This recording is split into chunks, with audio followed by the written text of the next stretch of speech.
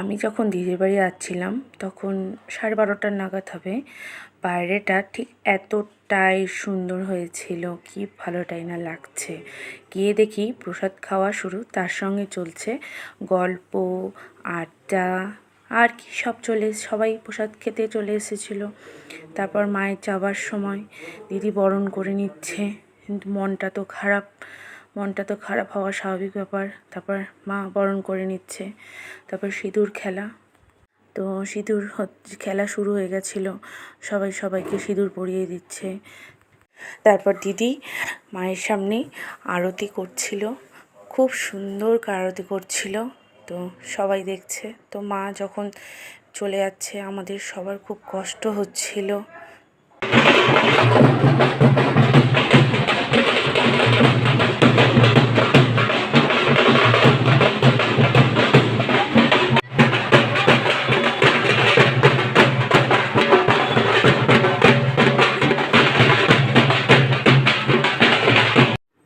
মায়ের সাথে একটুখানি ভিডিও করে নিলাম। মাকে নিয়ে যে রওনা দিয়েছি, আর মায়ের মুখটা কি সুন্দর লাগছিল।